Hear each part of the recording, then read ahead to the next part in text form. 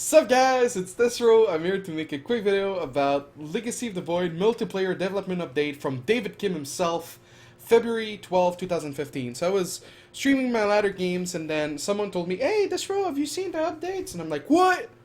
What?" And then we obviously had to take a look. So this is not scripted at all. For the people in stream, they saw me do the intro 3 times. As you can see, it's not scripted.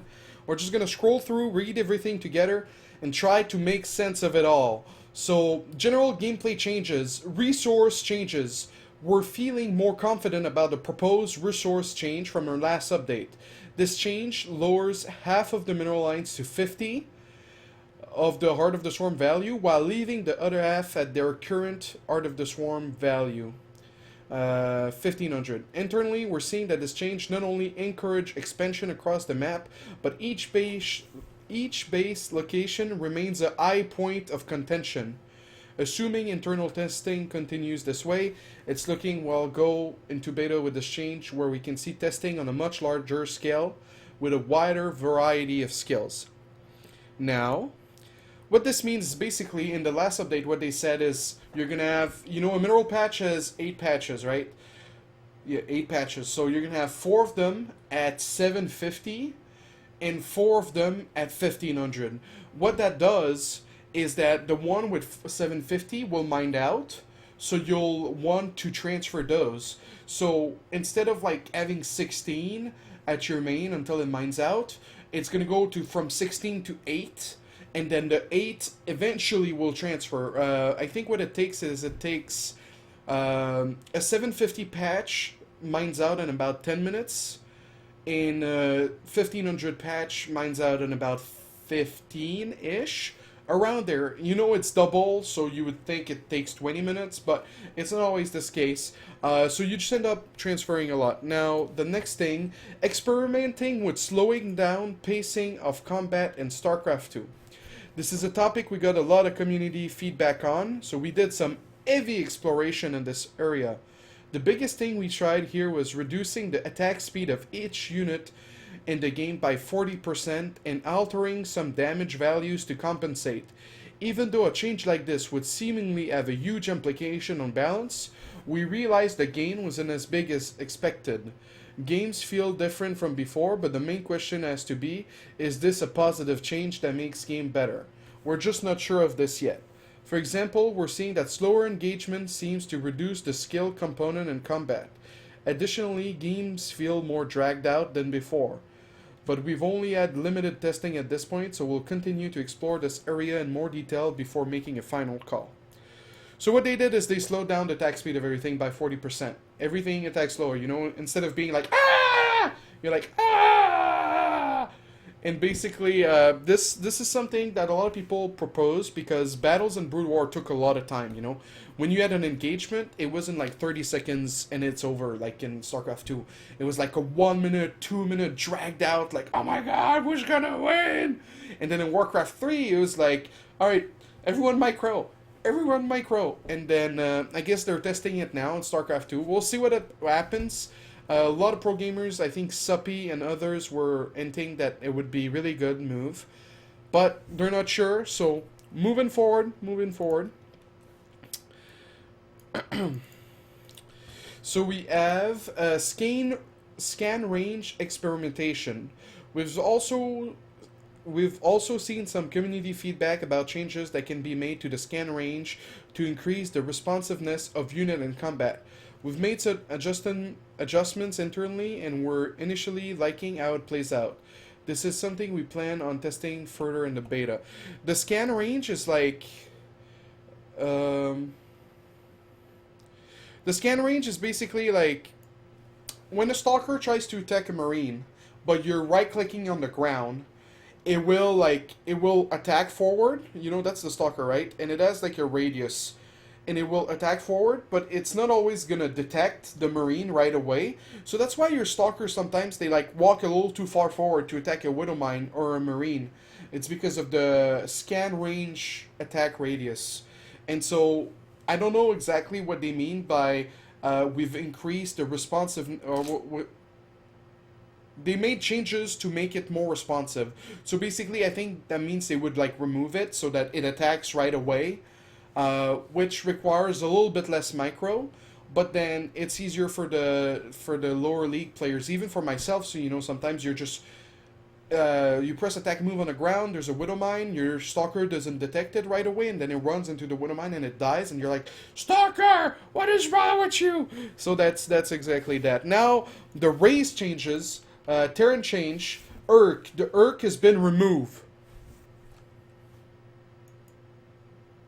I feel like this would be a good time to have like the Irish pipes for like when there's like a like what's the military funeral? Yeah. Rip! Ripperino! The Urk! The Urk redesign isn't going as smoothly as we'd hoped, and our more recent build, the Urk, has been removed from the game. We've instead switched our focus from trying to make the Urk work to just going back to drawing board to see what other new unit idea Terran can benefit from. The later design we've tested for this unit slot is a combat construction type of unit that travels with your army and construct useful things mid-field to support your bio army. This, among many other changes we've tried with the Urk, hasn't turned out well for us. But this is not surprising, as it really takes a lot of time and effort when it comes to new unit design iteration. We'll continue to pursue potential new units that fit into the Terran army, and we'd love to hear your feedback on this topic. Now, it makes a lot of sense. The Urk was pretty redundant. The Urk was like basically like sort of a marauder because it tanked a lot of baneling shots. The Urk didn't make a lot of sense. It did some splash damage, so it was sort of like a Hellbat. The grappling thing was a lot of fun. It had a lot of potential there. Maybe it could be something that's added to the Marauder or something. Well, the Urk was melee, so it kind of makes sense that it could grab and chase.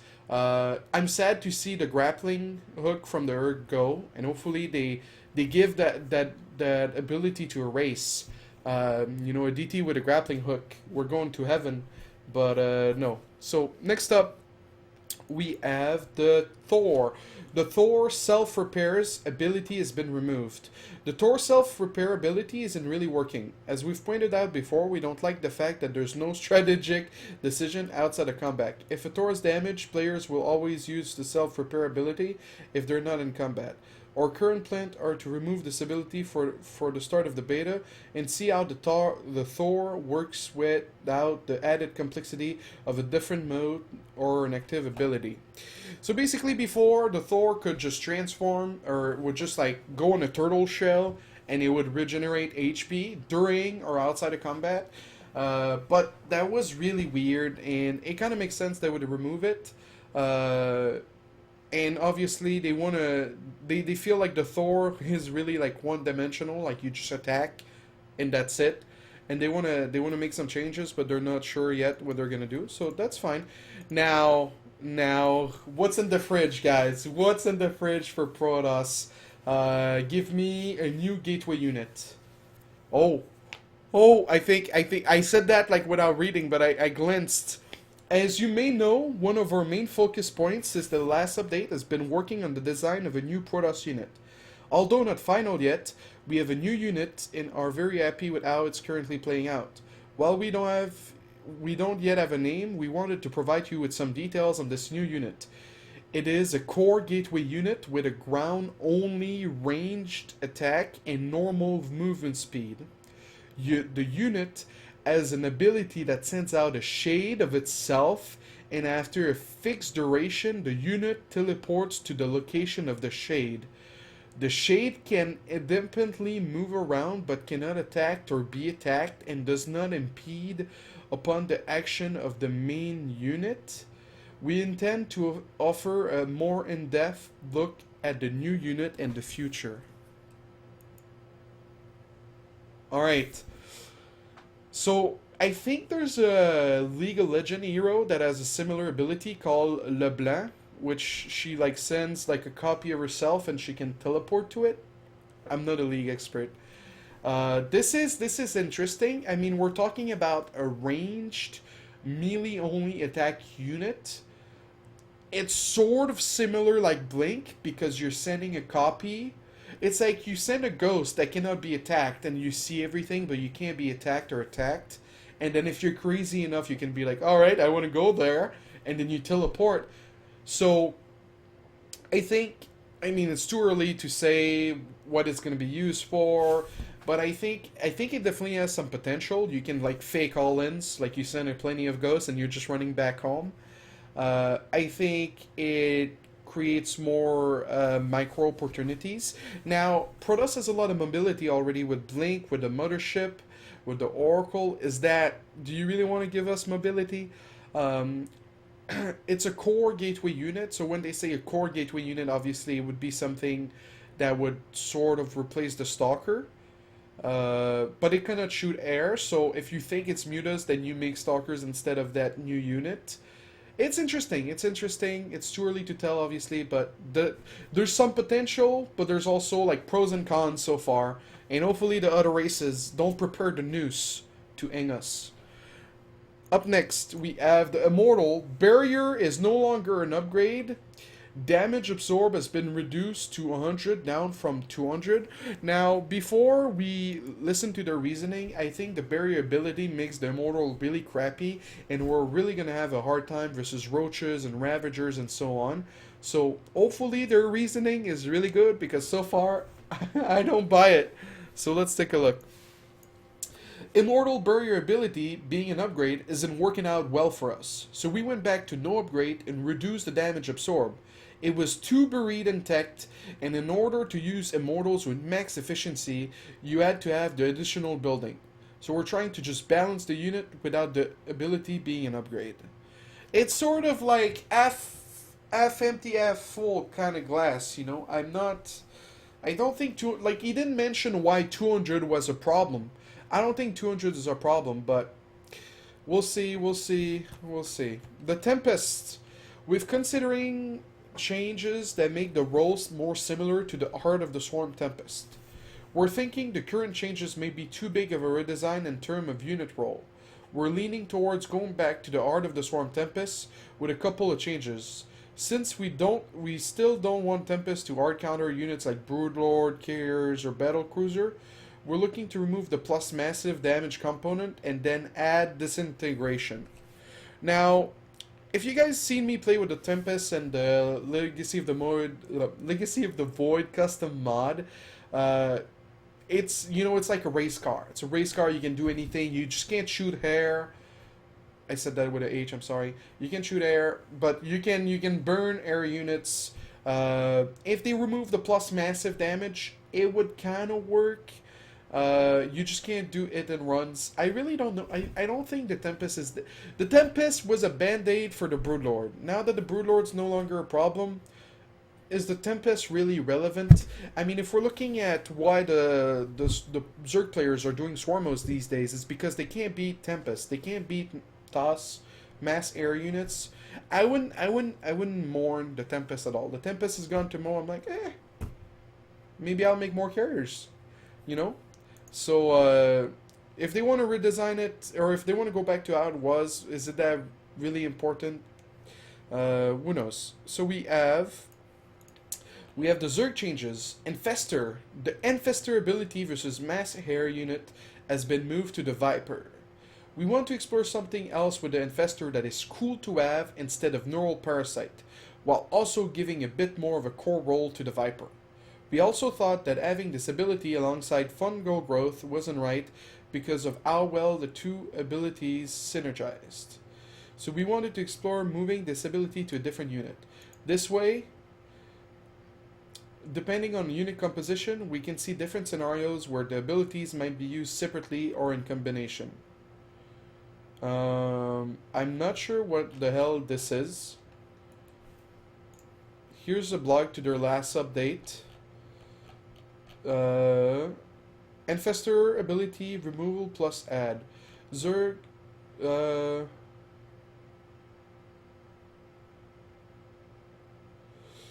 uh,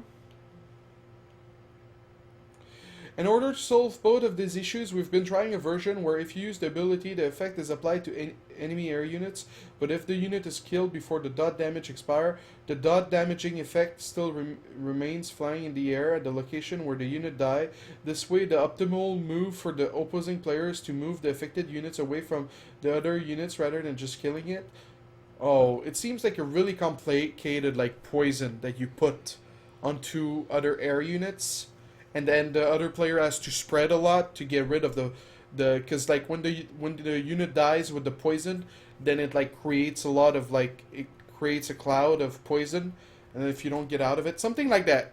I this is they don't even have a name for it. Point is, they want to move it to the Viper.